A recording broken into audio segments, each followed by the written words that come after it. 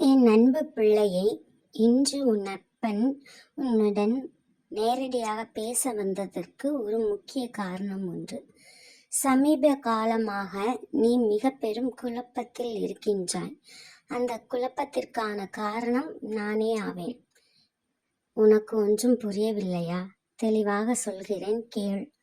அதாவது, என்னுடைய படங்களை வைத்து வெளிவரும் அனைத்து வார்த்தைகளையுமே நான் உன்னுடன் பேசும் வார்த்தைகளாகவே நீ கருத்தில் கொள்கிறாய். எனக்கு மிகவும் சந்தோஷமே.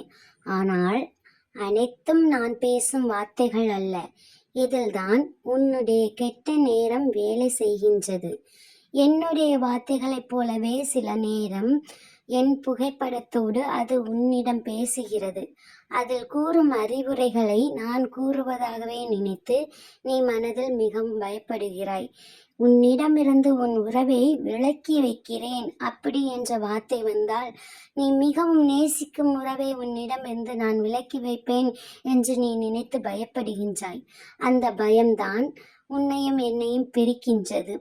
அதுதான் உன் கெட்ட நேரம் உனக்கான கர்மாவை செய்வதற்கு, எல்லா வேலைகளையும் செய்ய அந்த ஒரு ஆயுதத்தை உபயோகித்துக் கொள்கிறது. நீ நன்றாக யோசித்துப்பார் என் குழந்தையை.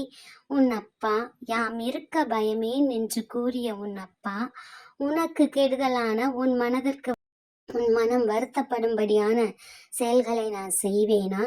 இல்லை, சொல்வேனா? உன்னை விட்டு எந்த உறவையும் நான் விலக்க மாட்டேன். நன்மையான உறவுகள் என்றும் உன்னுடன் நிலைத்து நிற்கும். உன்னை விட்ட அவைகள் என்றும் விலகாது. நீ தயங்காமல் பயப்படாமல் இரு.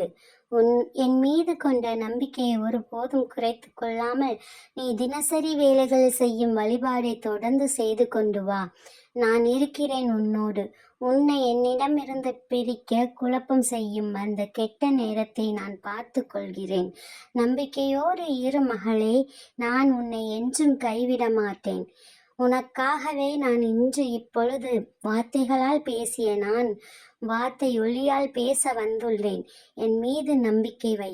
இப்போதும் சொல்கிறேன், நான் உன்னை என்றும் கைவிட மாட்டேன். நம்பிக்கையோடு இரு. யாம் இருக்க பயமேன். ஓம் சரவண பவ.